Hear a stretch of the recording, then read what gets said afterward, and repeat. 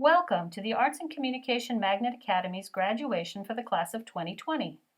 We normally start planning for graduation in the fall, and because we didn't have access to our PAC, or our campus, we looked to our backyard at the ACMA at 118th location.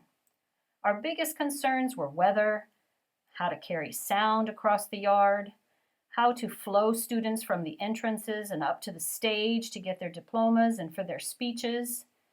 And then, well, you know. So we've resorted to a remote or virtual graduation. So for information that you would normally find in a program, please look below this video. And without further ado, I welcome you to ACMA's graduation for the class of 2020.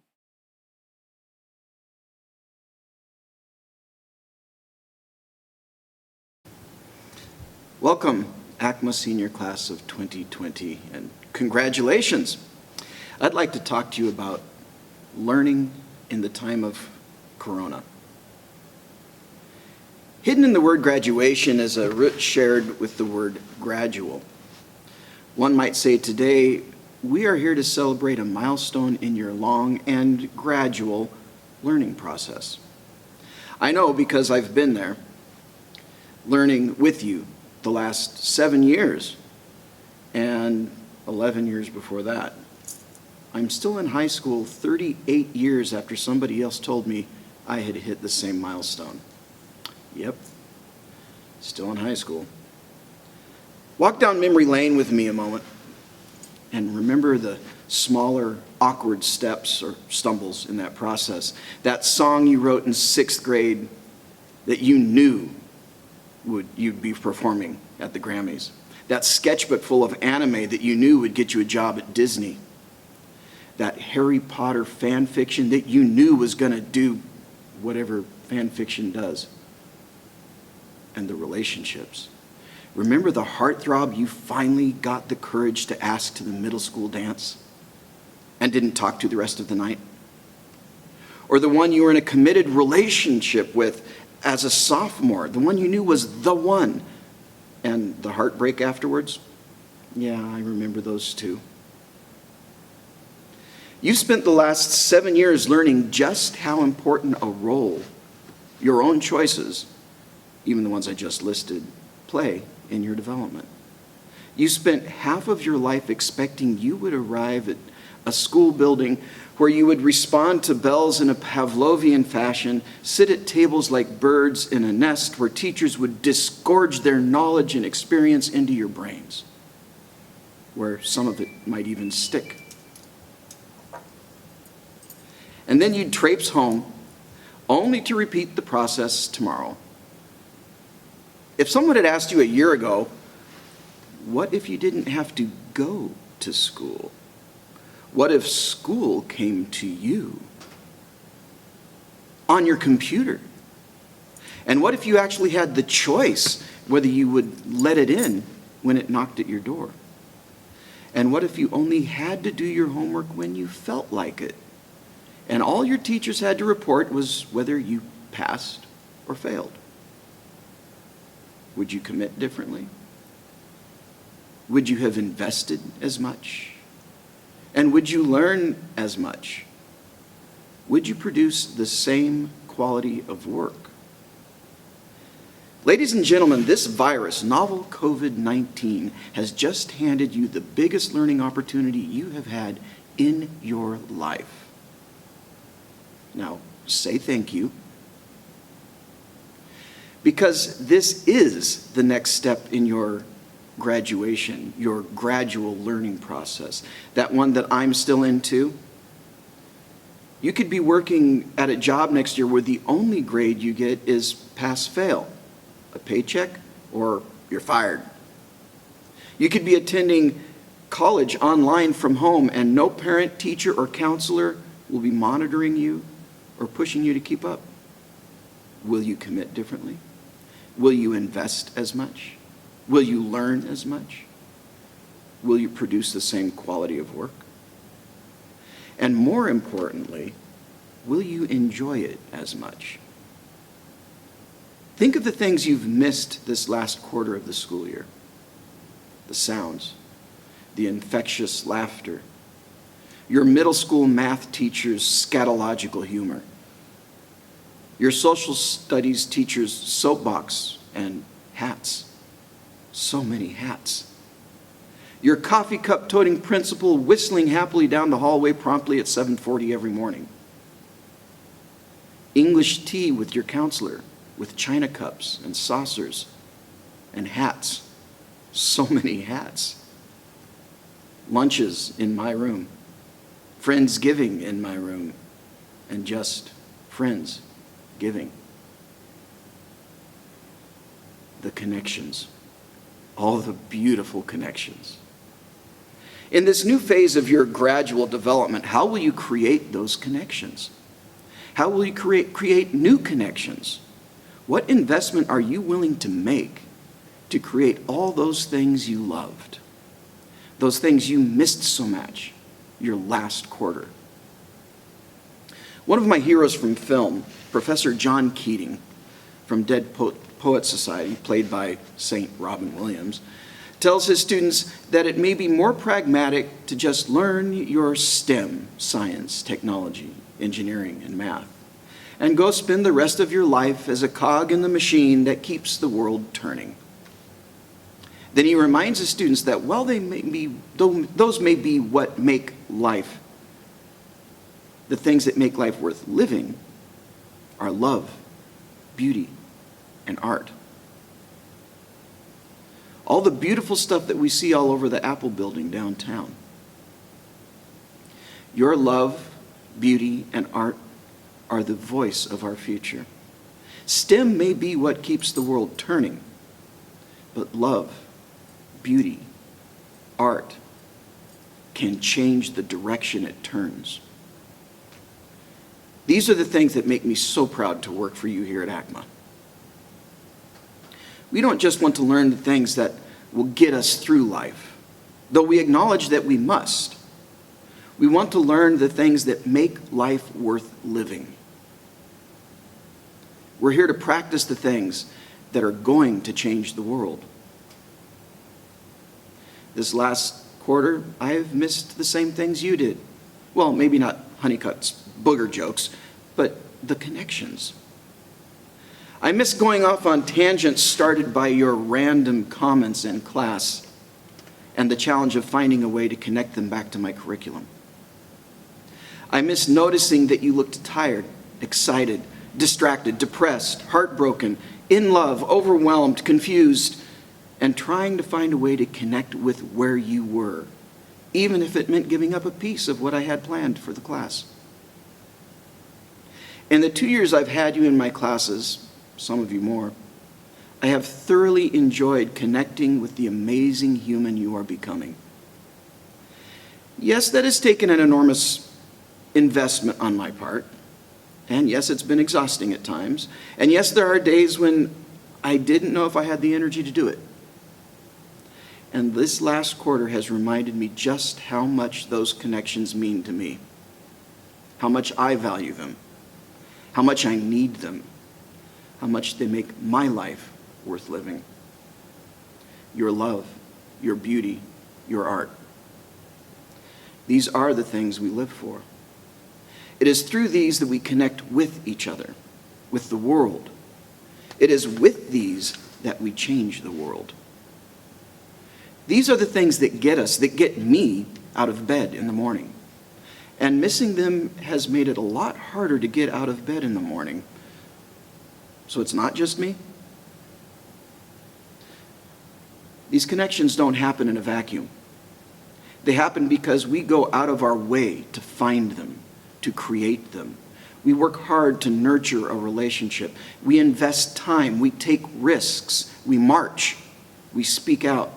We make a GoFundMe for a noble cause. We practice, fail sometimes, try again, risk again, fail again, invest again.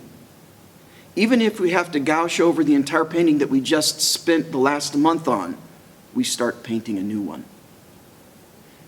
Even when my creation explodes in the kiln, I go back to the wheel.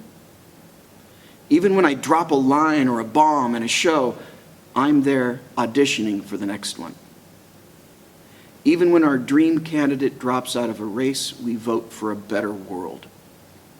As John Lewis said, we get into trouble, good trouble. These are the things we live for: love, beauty, art, and all the connections we find there that can make a better world. You won't show up at school next week.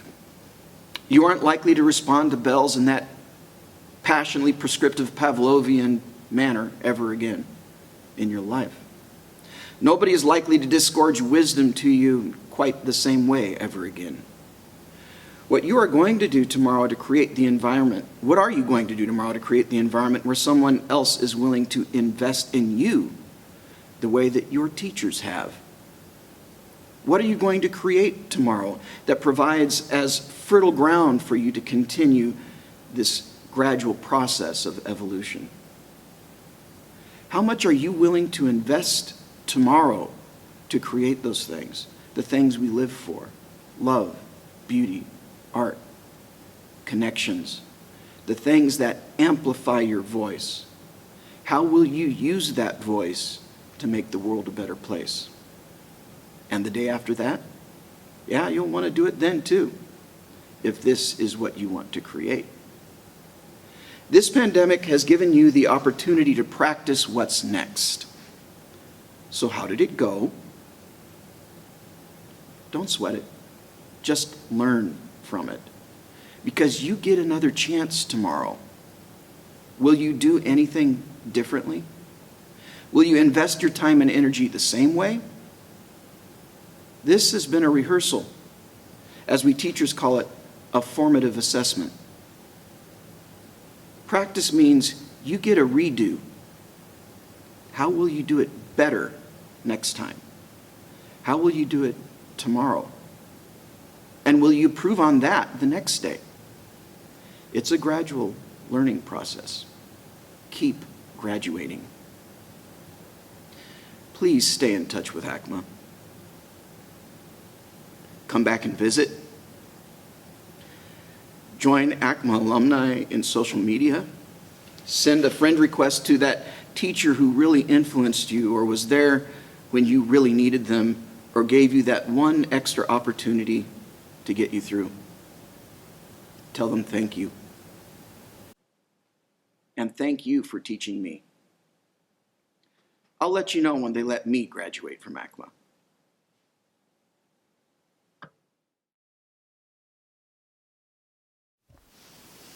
ACMA, what a crazy 7 years it's been. When we first entered through the doors of the school, we had no idea the memories, connections, and friendships we'd make here. The hours spent laughing with friends and working to perfect our art. We didn't know that our senior year would be spent in a strange yellow building and that an in-person graduation would be a question of if, not when. This year has been a whirlwind, but it's not anything we can't take on. We, the class of 2020, have had punches come our way before, and we're still here. We'll make it through. Together, we've taken on choir in the airplane hangar cafeteria, chem, preparing our capstones, and now graduation. We've been in shows, performed pieces we've choreographed on stage, shown our art in galleries, and played music for audiences to enjoy. We've dressed up and gone to blue box dances, eaten lunch on 70-year-old floors, and not even a year ago, watched our building become rubble. We've learned that a second home can consist of one L-shaped hallway or maze of yellow bars, because it's not the place, it's the people. I still remember one day when I was in 6th grade, I watched a maintenance man's foot fall through the ceiling tile above me, and no one cared. That unusual was usual. That was ACMA. I've grown a lot since that day in 6th grade. We all have. Whether you've been here for 7 years, 5, or 2, ACMA has this strange way of clinging on and not letting go. So, as we say our last goodbyes to teachers and classmates, as we go forward onto the next steps of our lives, we all know that ACMA isn't truly gone. We still have those memories that we'll never forget, connections and skills that we couldn't have learned elsewhere, and a sense of home in the words Arts and Communication Magnet Academy. So here's to us, class of 2020, to all the things we'll do, all the people we'll meet, and all the change we'll bring. Because we may be moving on with our lives, but we'll always be a family. Hey ACMA. I don't know how to say this, but I think we need a break. And I don't mean it in a bad way. In fact, let's look at all the wonderful memories we've had. Some of us have been in this relationship for 7 years, others for 4, and some for even less. We started freshman year, and for a lot of us, it wasn't any different than middle school. If anything, we had a couple new teachers, and, we started learning Voyage of the Hero. We met Mr. Dyer and said our lovely goodbyes to Mr. Dyer. We welcomed Evan and Nick Smith junior year and then said goodbye to them our senior year. And the whole experience was definitely something. I don't know. ACMA, sometimes you made me very frustrated too. Sometimes you'd stress me out so much and cut me up at night, and not in the cute, annoying way with late night text messages or whatever. No, you'd keep me up writing essays, doing homework and projects, and if it were really bad, I'd sleep a couple hours or pull an all-nighter. But, thinking about it, I guess I'm at fault too. Yeah, I'll admit I didn't commit myself 100% to this relationship. And for those of you who don't know what I'm talking about, it's this little stupid thing called procrastination. You see, sometimes I'd watch Netflix a little too much, or get easily distracted scrolling endlessly on my phone, And perhaps, that's why I'd start homework a little late, but it's okay, it's fine. Look at us. We made it. And if we're going to keep being honest, sometimes I think about the other schools. I know, right? How could I do such a thing? But I'm sorry, I couldn't help it. I couldn't help but ponder about what my life would be like if I went to somewhere like, somewhere like Sunset, Westview, or Mountainside. Mountainside. And yeah. But anyways, I do acknowledge that our relationship helped me grow too. I've learned to foster and nurture relationships. You saw me fail and succeed, and you were supportive by having encouraging staff and teachers. You made me feel safe and taught me to appreciate art at a profound level, something I guess I'd never get at another school. And the greatest thing I learned in this relationship was to preserve the integrity of education. Not so much on the grades or the standardized testing scores, but we're really stuck in here because, that's why we were together, to help me learn. And I've never learned so much once I changed my mindset. And I thank you for that. But anyways, I think our chapter is closing. And I'll never forget you, ACMA. You'll be that one relationship I'll look back at with bittersweet emotions. And so I guess what I'm trying to say is, ACMA, I am breaking up with you. So ACMA class of 2020, say it with me. It's not me, it's you.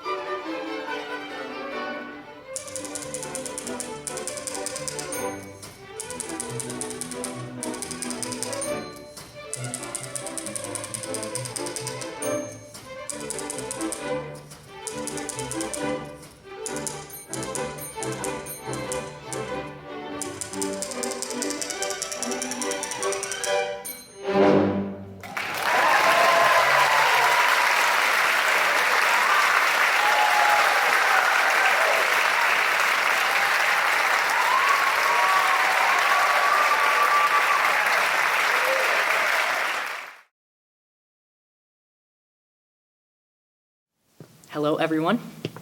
I would like to warmly welcome all faculty, alumni, family, friends, distinguished guests, and Fred Meyer's employees. It is an honor to have you all here. I cannot express my deep gratitude enough to be speaking on behalf of the class of 2020. We made it. It has been a great pleasure to procrastinate writing this speech, so please don't let it flop. I want to take a moment for just us seniors. Everyone close your eyes and think back to all of our high school memories. Our first football game, our first homecoming dance, our pep rallies with our wonderful mascot, even our incredible school-wide dress code. Shout out Kuli'a. Things haven't been easy. We've grinded to meet our goals, we've persevered and shown great resilience under pressure, and unless you're declared legally insane, we've all had our fair share of chemistry and pre-calculus. It's okay, I'm just joking. We need more scientists to argue that climate change is real and find cures for our ailments. And I'm sure that mathematicians have their place too. To imagine that a lot of us thought the most challenging part of the year would be entering uncharted territory, aka this building that resembles a prison. We have encountered a lot of obstacles this year. We have seen 2 pandemics overtake this country, coronavirus and racial injustice. We can't throw trash into the recycling bin shouting Kobe anymore. We won't get the immense joy of attending our senior prom or brainstorming and executing our senior prank to perfection, or waiting for the final school bell to ring on the last day of school as School's Out by Alice Cooper blares over the intercom. All bittersweet jokes aside, this year has been a roller coaster for me. I've been thrown into tough situations to solve alone with a great deal of pressure on me. I've struggled with mental health like many of us do. I finally learned firsthand that the price of a higher education is ridiculously unreasonable for us budding adults. I've loved and lost this year, been hurt deeply, and felt like I had no purpose. I've longed to just go back to childhood, and I've joined TikTok. But just like all corny graduation speeches, I'm going to hopefully make this inspirational while also being self-aware and incredibly lame simultaneously. My passion and career choice is theater performance. When I was younger and just getting into acting, I'd come home from theater rehearsals or classes and ask my family, how can I be better? Why am I not getting this moment or character right? They'd always give me encouragement and tell me that while I may not understand a character or situation that I'm trying to play at the moment, the more I learn in life and mature, the easier it will get for me to step into given circumstances authentically. So me, being the optimist that I try to be, have struggled this year, but know that these are things I am new to experiencing as I mature. I plan to turn those struggles into positives by taking what I've learned about myself and others and applying that to myself, my art and my work, my relationships, and the obstacles that get in the way. Recently, I was going through some personal struggles, and one of my close friends showed me this song called Everybody's Free to Wear Sunscreen by Boz Lerman. It's a spoken word musical reading of the poetic essay by Mary Schmitz titled Wear Sunscreen. If you know me, you know that music is one of the main ways I communicate my thoughts and feelings. In this song, many different pieces of advice are given to the class of '99. The first piece of advice is to wear sunscreen due to its scientifically proven benefits. However, the rest of the advice is just based off of personal experience. So seniors, I will attempt to impart pieces of advice that I have found valuable in my life to you. Don't worry about things that you cannot control. If a moment in your life is tough, take a step back from your anxiety and ease your mind. Stress only takes you away from your goals. Go on runs and long walks. Getting in touch with nature is possibly one of the strongest ways to heal, so explore the unknown and observe the beauty of the outdoors.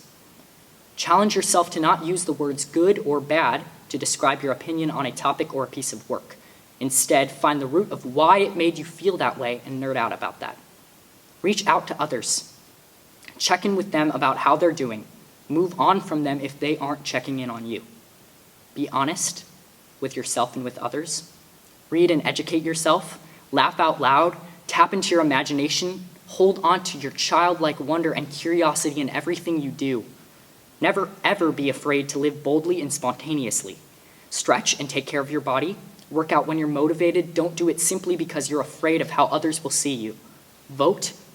Stand up for yourself and others. Don't take anything for granted because life moves quickly and a paradigm shift, shout out Albie, can happen in the blink of an eye. Know that you probably won't ever win the lottery. You probably definitely will not win the lottery. Wear a winter coat. Wear the clothing that you think is sick and fashionable and rock that with confidence. Try not to compare yourself to others, and if you learn the key to this, please tell me. Get off your phone. Keep in touch with your siblings, no matter how annoying they are. Trust me, I know. If your parents support you and take care of you, respect them and don't be too hard on them when they mess up. You would expect the same vice versa. Listen to as much music or explore as much art as you can, as often as you can. If you're like me, that's all the time. Look for the good in others. And lastly, be your most true self. This concludes the capstone I never got to have. Trust the process and focus forward. Thank you so much.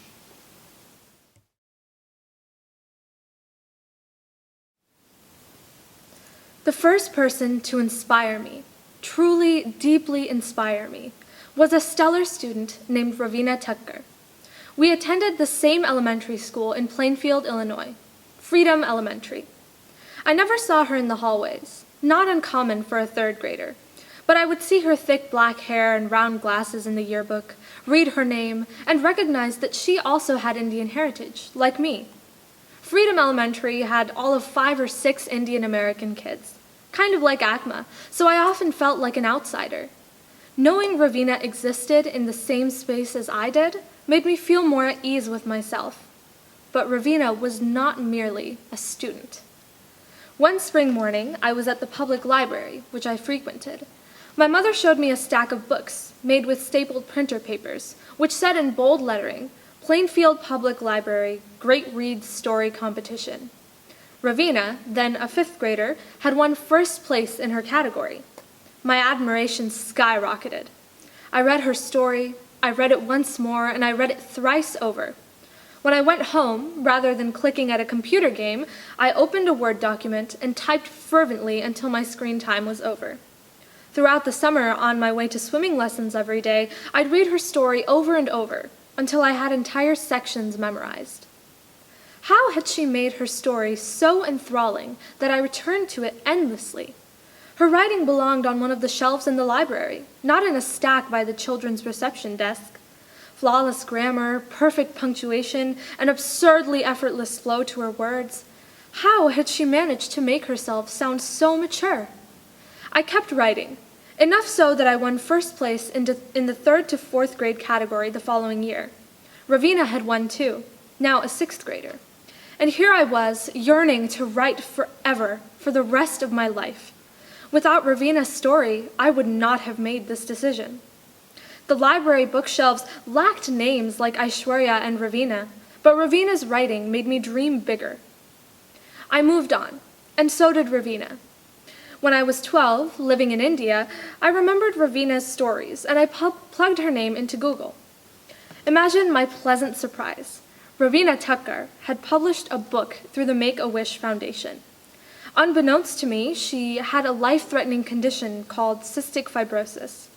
She'd written her book, Adventure of a Lifetime, as an 8-year-old, revising and editing until it was ready to be printed and bound.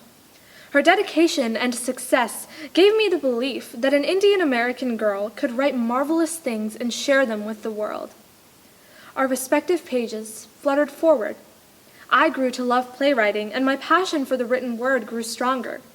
Out of the blue, I remembered Ravina last spring as a junior, and I searched for her on social media. I emailed her so I could connect with her, so I could thank her. By now, she was a freshman at Northwestern University. We did the typical Instagram follow and hello, but we never had a conversation. Cut to this fall. Why don't I try again, I thought. And I discovered that Ravina had passed away.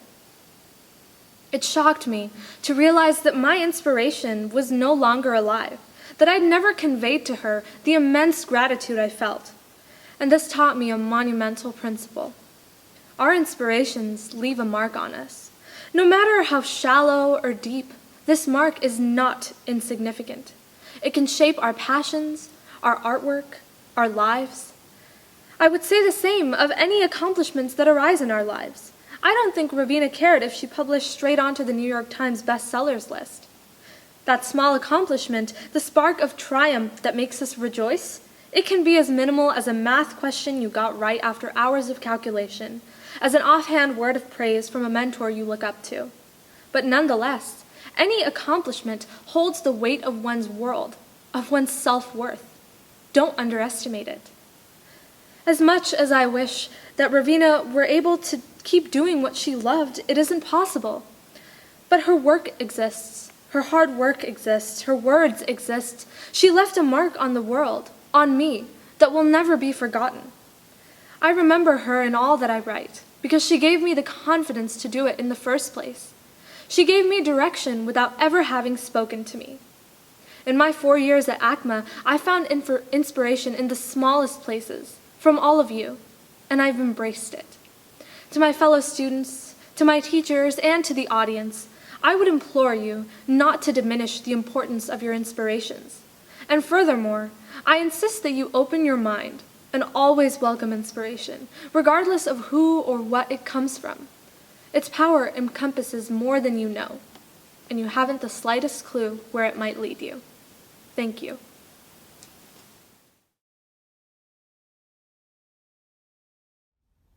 This was supposed to be a graduation speech, but you've seen behind the curtain.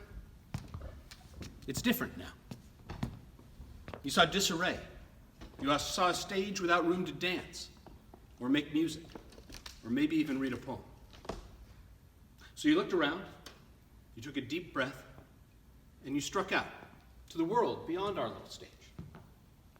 You probably got tired of the over 30 crowd talking about the real world. You've been living in the real world, especially lately. And so you stepped outside our school, and you saw that things were different there too. Torn up, chaotic, changing, and you realize there's still art to be made. Films to shoot, songs to write, plays to perform. And it's up to you to do that. I often said ACMA isn't a building. Boy, the universe took me up on that one. But I hope that ACMA can be a beacon, a place of memories and of inspiration. I hope ACMA can always be home. Because you are ACMA. And just because you've seen behind the curtain to a world of change and chaos and disorder, or maybe because of it, it doesn't mean that you've been wronged. It means you've been catapulted into a world that needs you. And you are up to the task. So go out, make art, make friends, make a difference. We'll be here, wherever ACMA is, cheering you on.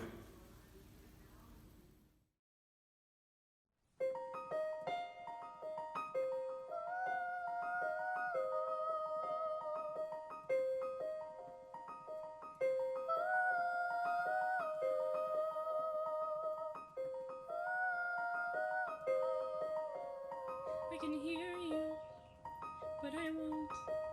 Some look for trouble, while others don't.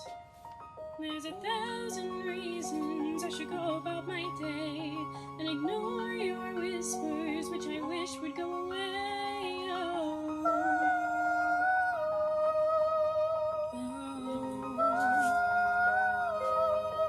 You're not a voice, you're just a ringing in my ear, and if I heard you, which I don't, I'm something for life here. Everyone I've ever loved is here within these walls. I'm sorry, secret silent, but I'm blocking out their calls. I've had my adventure, but tell me something new. I'm afraid of what I'm missing if I follow you into the unknown. Into the unknown. Into the unknown.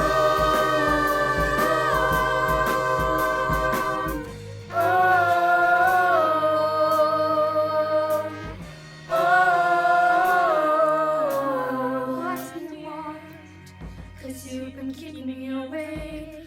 Are you here to distract me so I make a big mistake? Or are you someone out there who's a little bit like me, who knows deep down I'm not where I'm meant to be. Every day is harder, 'cause I feel my power grow. Don't you know there's part of me that longs to go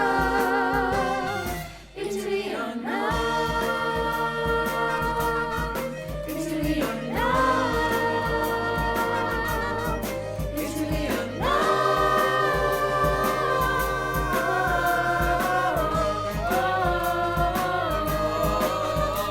Are you out there? Do you know me?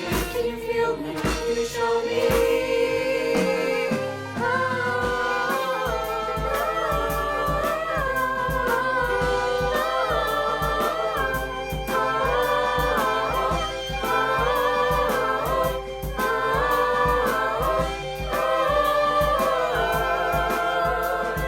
Wherever you're going, don't leave me alone. I'll do what follow you into the unknown.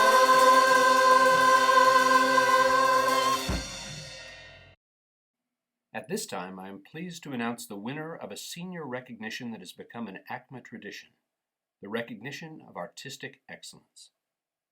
As an arts-focused school, we develop, nurture, and celebrate artistic achievement.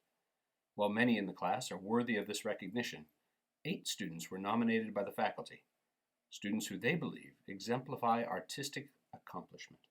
The final selection was made through a secret ballot process. Riley is a devoted and outstanding theater technician. Kind and motivated, her lighting designs were highlighted through many theater productions and dance performances. Hannah is an outstanding filmmaker in all areas of film, directing, editing, writing, and acting.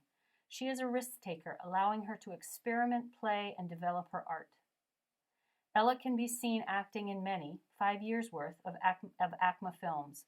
Her willingness to work with everyone, her unselfish and unflappable personality makes her one of the very best film actors in ACMA history. Aishwarya is an accomplished writer. She has had a few of her plays staged in local and out-of-state theaters. She is easily among the top 5 writers who have ever passed through ACMA's door. Kentaro is a sound technician and engineer. When you need sound tech, the first person anyone thinks of for the job is Kentaro.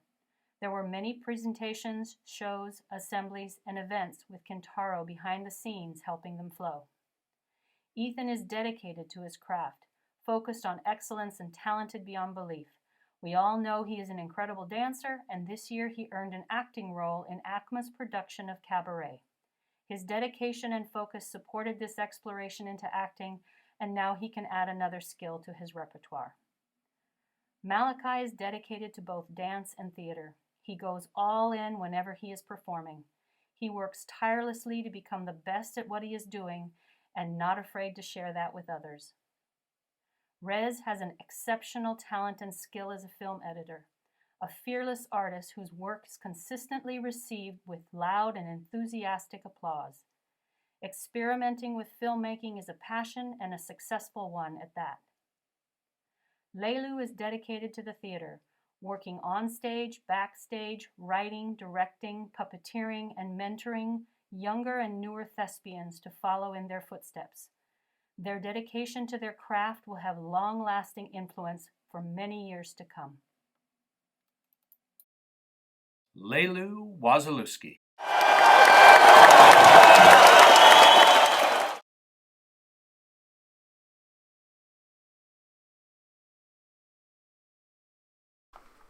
Aviana R. Allen Bellis. Natalie L. Allen. Dimitri S. Dewey. Kuli'a R. Payne. Pierce L. Sanchez. Hannah M. Fry. Marley R. Sherwood. Jessica G. Lucas. Megumi L. Hoff. Hannah M. Marty. Tatiana O. Husted. Alexandria I. Mosdy. Mary K. Jerica. Ethan O. Myers. Lila C. Knowles. Kaylee R. Tyon. Sophie M. Ellie. Nissa L. Allen. Molly B. Babcock. Luca B. Berti. Hannah R. Bloom. Heidi P. Chuk Garcia. Murphy R. Foster. Denise Martinez Perez. Ashwarya Marathi. Alicia D. Lee. Emily J. Imanishi. Grace E. Filan. Jared Soto Moran. Rez C. Radona.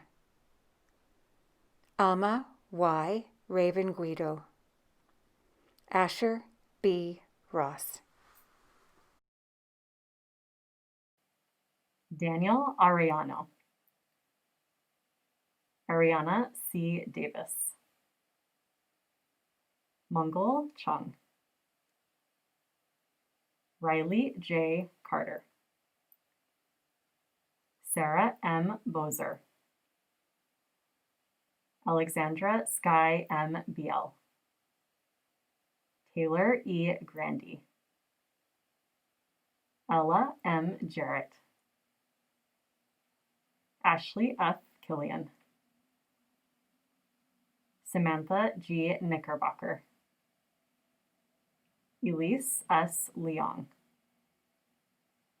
Blaine P. Ryan Smith. Malachi S. Newman Brown. Chloe B. Montague. Kantaro C. Metzger. Josephine K. McGahee. Leanne Sass. Brianna V. Torres Pineda. Lilu P. Wysoluski. Osa D. Orishold. Mayana M. Brooks. Xochitl K. Serta Vargas. Katie E. Galamanis.